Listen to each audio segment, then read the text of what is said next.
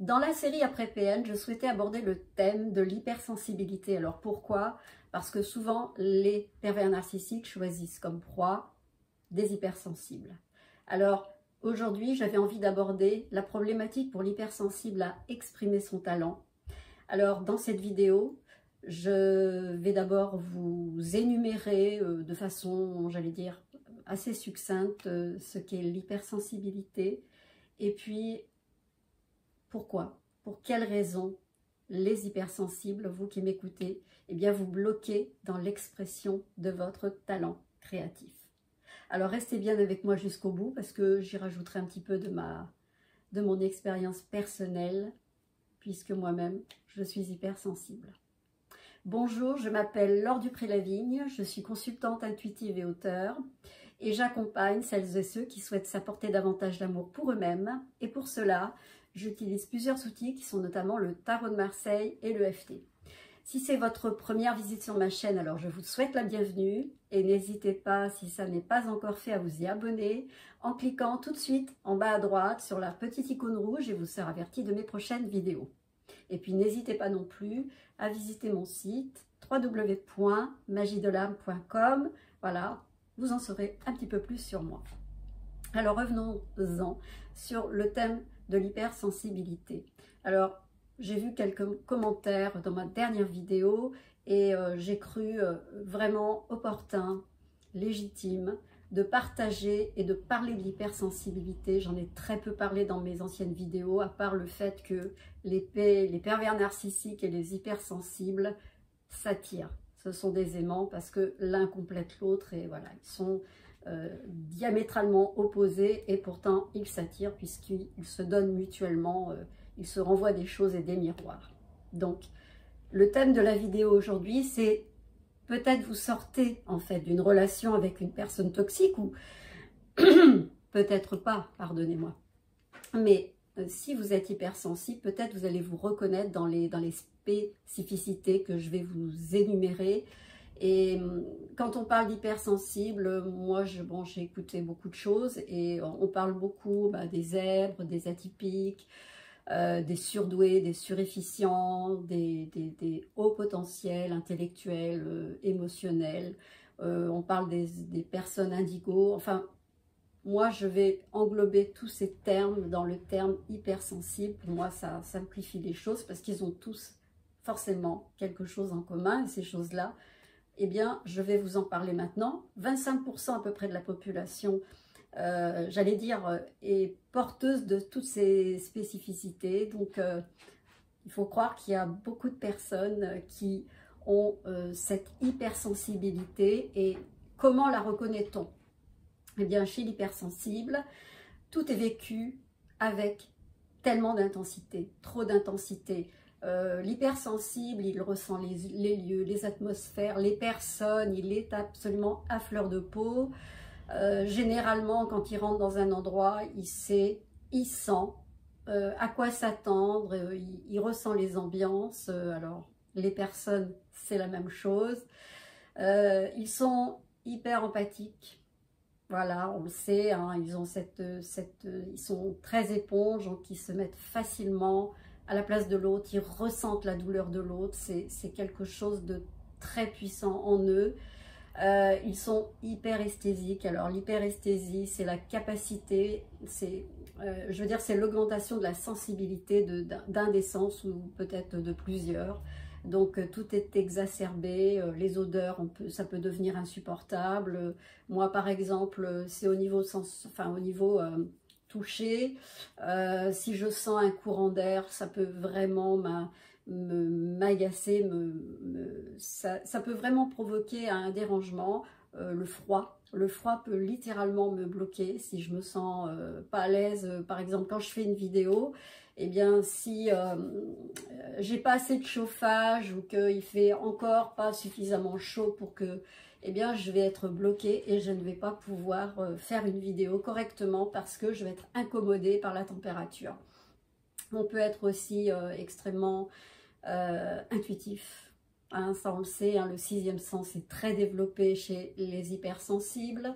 le goût, tout ce qui a un rapport avec le goût, tout ce qui a un rapport avec les sons, tout ce qui est visuel, les lumières trop vives, les bruits aussi, hein. Moi ça m'arrive extrêmement fréquemment, c'est quand il y a un bruit qui est inattendu, ah je vais faire un bond comme ça, et c'est extrêmement fréquent chez moi, donc tout est exacerbé, voilà, donc c'est ce qu'on appelle l'hyperesthésie. Et puis bon, ce sont des gens foncièrement humains, trop humains d'ailleurs, trop humains, d'ailleurs ils sont décalés, ils se sentent différents, ils se sentent véritablement inadaptés, leur perception du monde, c'est vraiment l'image d'un monde hostile, dangereux, il faut faire toujours gaffe à soi, vraiment ils ont l'impression de se dire mais où est-ce que je suis tombée, sur quelle planète je suis tombée. L'hypersensible a toujours l'impression de ne pas être à sa place. Il se sent, même quand il fait un boulot, il dit ben ouais, moi je suis là, mais finalement non, c'est pas là que je devrais être, etc. Donc pour eux, il y a vraiment une problématique dans le fait de s'intégrer dans le monde. D'ailleurs, ils réagissent beaucoup, hein, leur moyen de défense par rapport à ça, c'est de se suradapter, en fait, hein, parce que leur problématique, c'est de coller au cadre, c'est de rentrer dans le moule. Et c'est la grande difficulté pour les hypersensibles, puisque ce sont des êtres originaux, uniques, très particuliers. Ils ont un angle de vue dans leur discussion qui pourrait vous surprendre. Ils ont une philosophie de vie, ils ont un discours sur la vie, ils réfléchissent beaucoup, ils pensent beaucoup, ils sont dans un mode... toujours en train un mode analytique en fait, toujours en train de décortiquer tout ce qui se dit, tout ce qui est pensé. Donc ces personnes-là, finalement, quand vous les rencontrez, peuvent vous déranger. Donc c'est vrai, on peut déranger par notre manière de voir les choses, notre vision, hein, qui est un petit peu décalée de la plupart de tout le monde.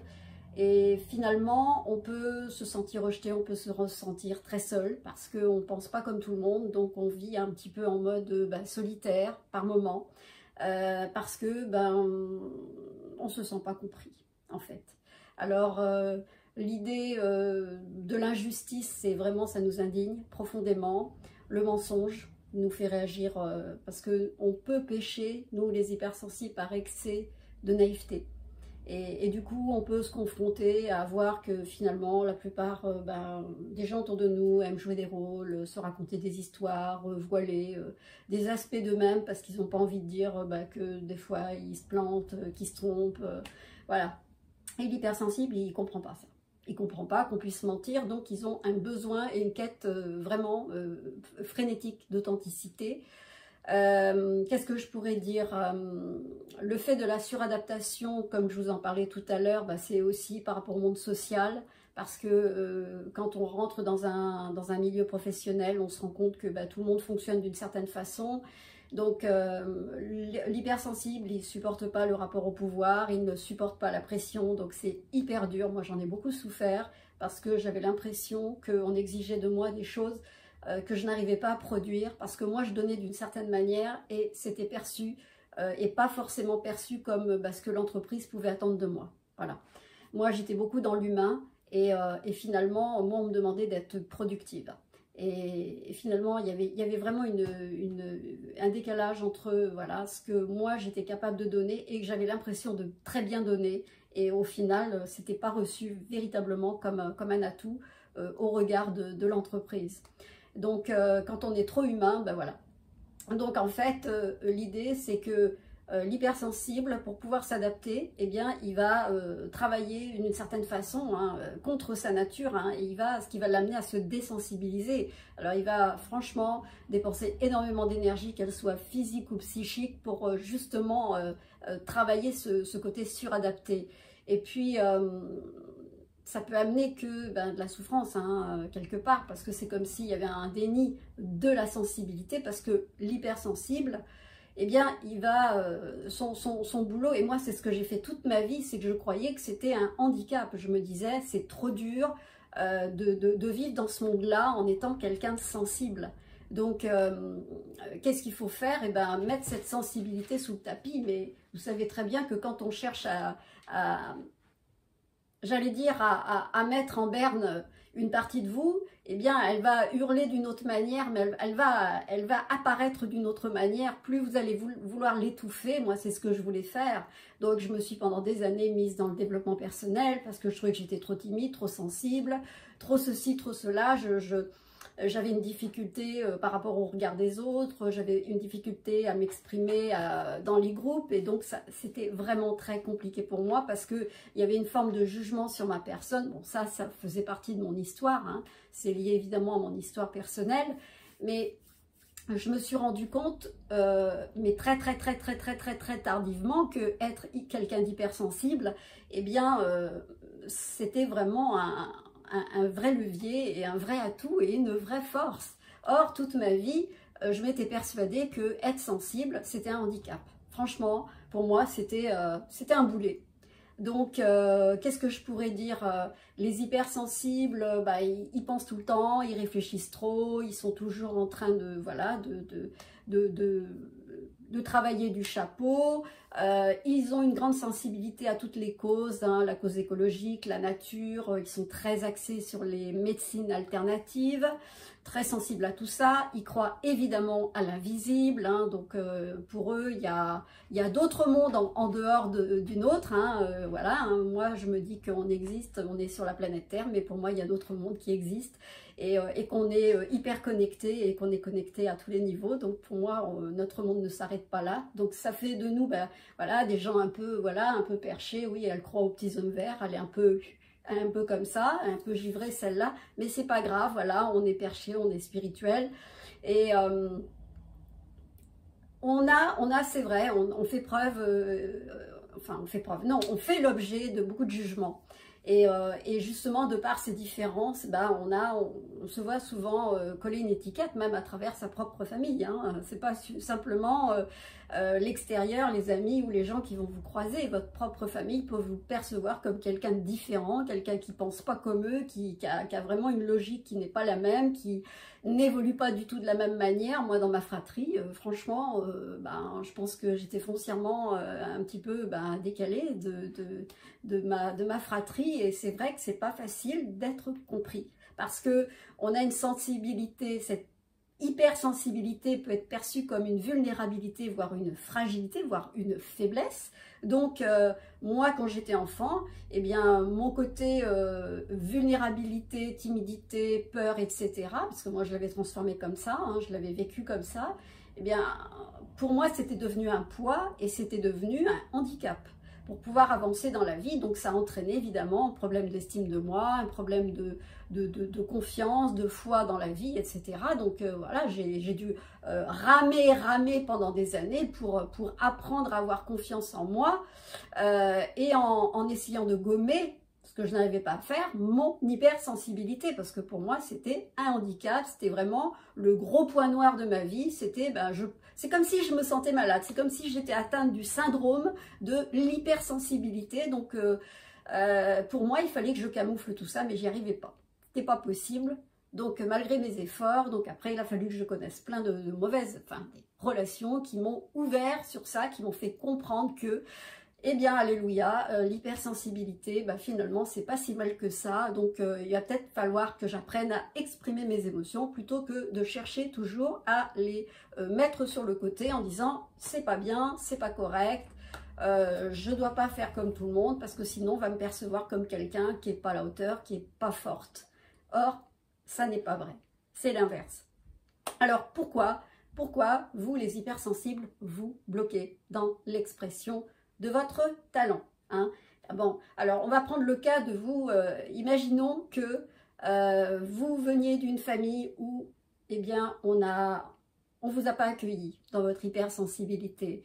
Imaginons que vous êtes dans une famille hyper cartésienne, qui n'a pas trop d'ouverture intellectuelle, spirituelle, créative, et manque de sensibilité. Donc forcément vous allez arriver ou débarquer dans une famille où vous allez être accueilli comme le petit mouton noir, le petit truc là qui arrête pas de chouiner, qui est toujours sensible à tout, qui pleurniche, qui râle, qui mange pas bien, qui est toujours malade, qui a toujours un truc de travers. Bref, imaginons ça. Donc votre hypersensibilité, vous allez l'entendre comme bah, finalement, c'est pas normal. J'ai l'impression que j'exprime ma sensibilité, donc on m'en fait le reproche. Donc c'est forcément un défaut. Un défaut. Donc ça, en fait, en fonction de votre histoire, votre hypersensibilité, vous pouvez littéralement la bloquer si vous avez un talent quel qu'il soit, du fait que, eh bien, vous l'avez entendu comme un reproche. C'est comme si le message qu'on vous avait envoyé, c'est ton hypersensibilité, eh bien, si tu l'exprimes, dis-toi bien que tu vas droit dans le mur parce que c'est rédhibitoire, tu n'avanceras pas avec ça, ça ne sera que des sources de faiblesse puisque on vous l'a reproché toute votre jeunesse. Voilà, d'une façon directe ou indirecte d'ailleurs. C'est oh bah dis donc, elle est trop sensible, hein, bah, nanana. Moi je l'ai entendu comme ça, donc pour moi c'était vraiment une maladie. Pour moi c'était de la faiblesse pure et c'était hyper dur à accepter parce que finalement ça n'a fait que me diminuer au regard que j'avais sur moi. Je me regardais comme quelqu'un de, voilà, de nul, quoi, hyper nul.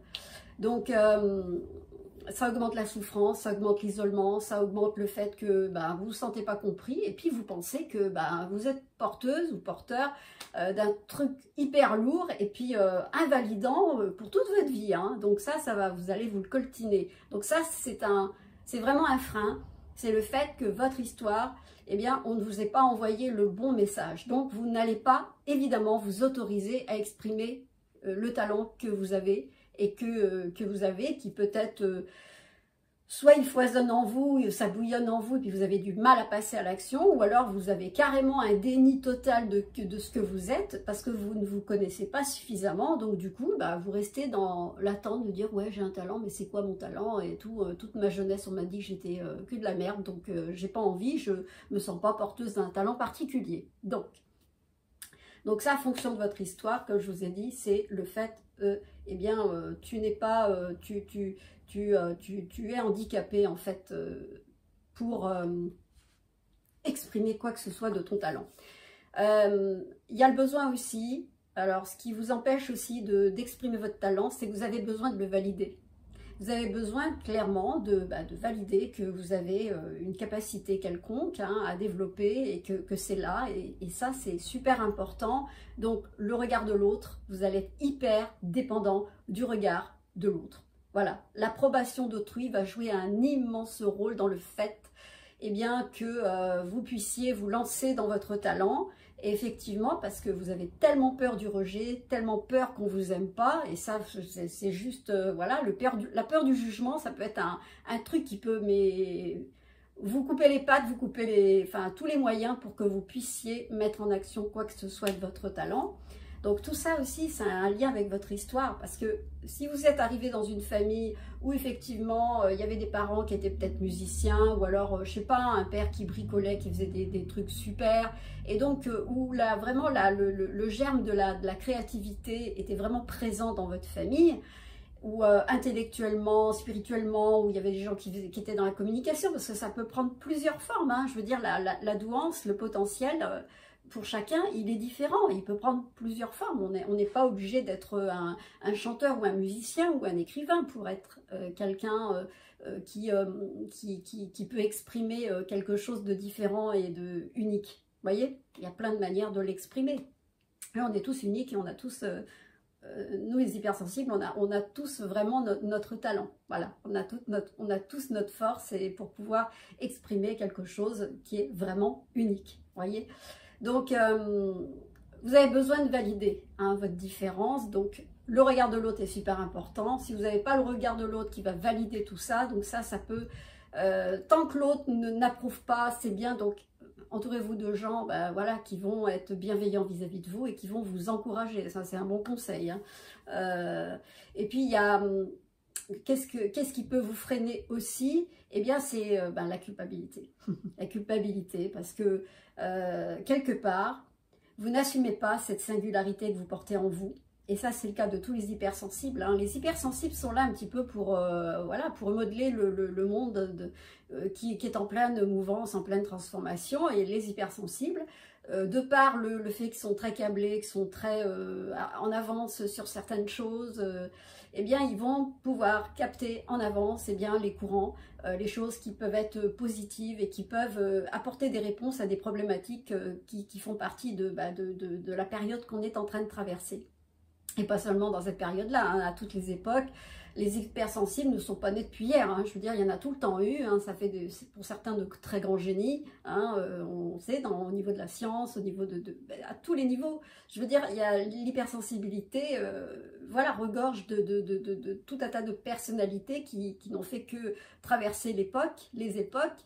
Et aujourd'hui, nous sommes à peu près 25% ou 30%. Après, voilà, il faudrait s'entendre sur les statistiques. Mais tout ce qu'on sait, c'est qu'ils sont on est suffisamment en nombre pour pouvoir, j'allais dire, impacter, inspirer, de par justement notre unicité, notre manière qui est toute particulière de transmettre les messages, si notre boulot c'est de transmettre des messages, que ce soit un chanteur, un cinéaste, un musicien, tout le monde a quelque chose à faire, et donc l'hypersensibilité, elle est un petit peu partout, et ce que vous êtes est unique.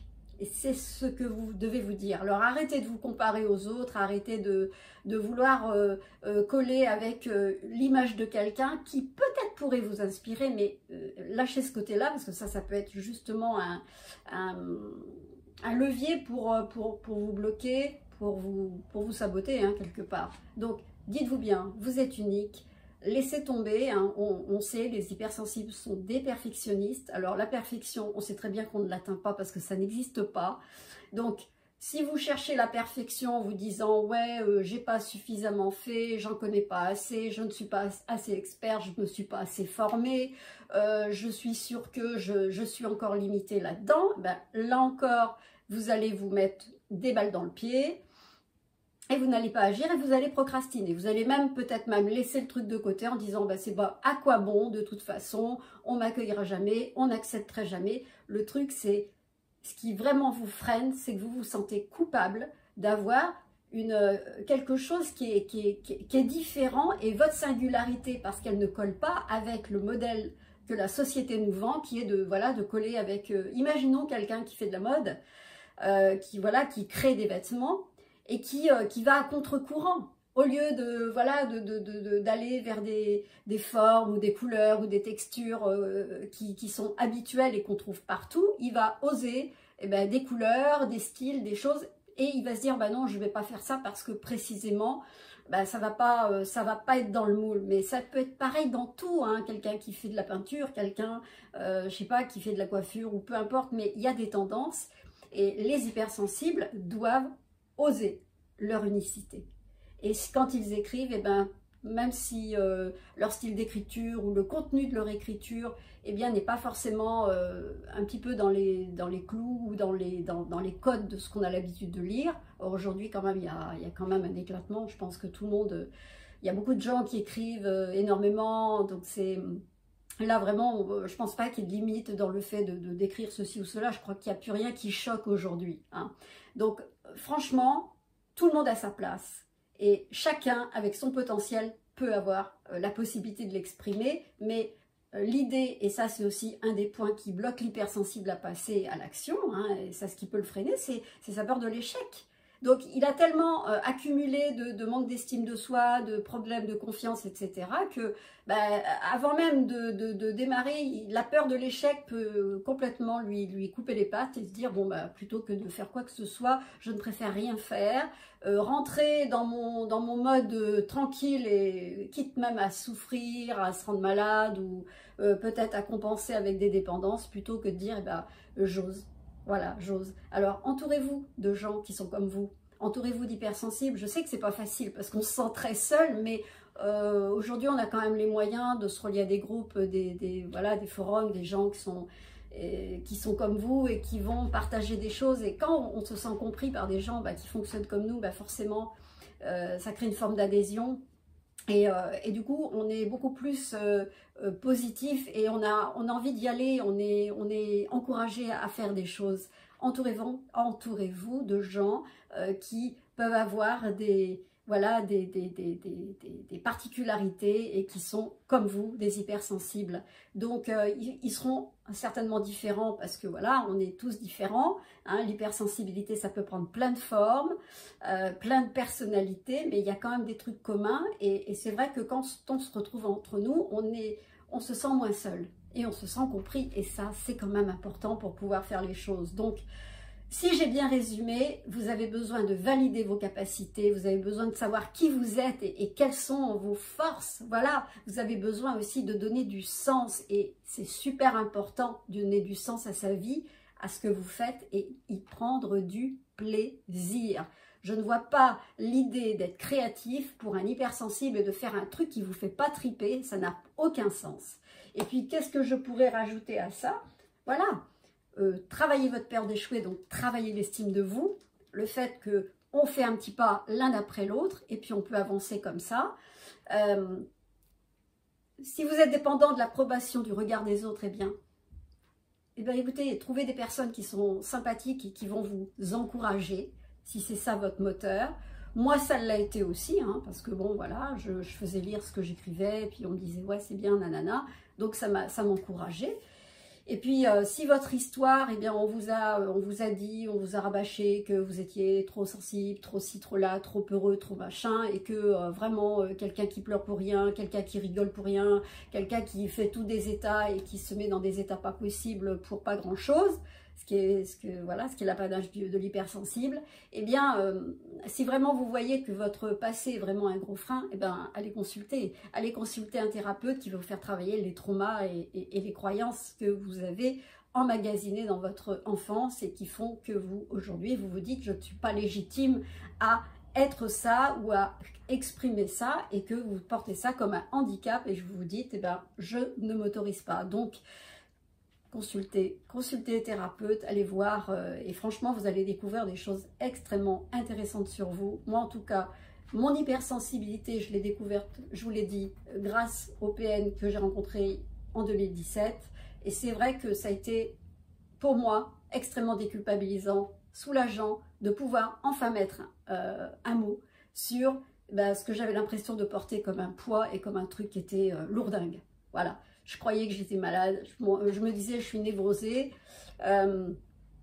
trop sensible égale trop de problèmes. Donc pour moi c'était comme si, voilà, j'étais déjà handicapée pour la vie et que c'est à cause de ça, c'est comme si je me disais je me donne aucune chance parce qu'il faut que je travaille à gérer mes émotions.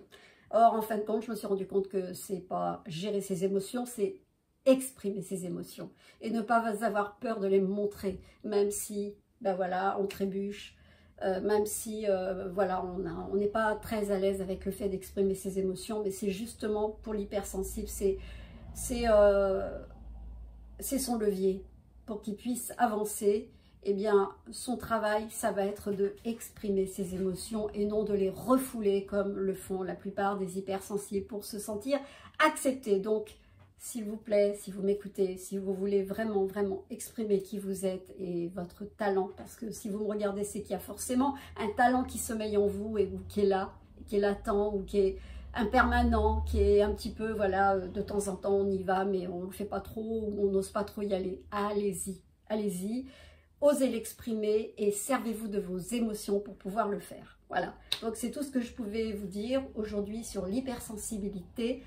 En tout cas, si cette vidéo vous a plu autant que moi, j'ai eu de plaisir à vous la faire et je pense que j'en ferai d'autres parce que c'est un thème qui me passionne, hein, bien évidemment. Eh bien, n'hésitez pas à liker, partager, n'hésitez pas, donc ouais, si vous connaissez quelqu'un d'hypersensible qui s'ignore, eh bien, partagez cette vidéo, ça peut l'aider. Et puis, qu'est-ce que je voulais dire, n'hésitez pas, laissez-moi des commentaires. Et puis, je vous dis à très bientôt pour une prochaine vidéo, en espérant que j'étais claire et que, voilà, ce sujet a pu être compréhensible pour vous. Je vous aime très fort, je vous dis à très bientôt. Bye bye.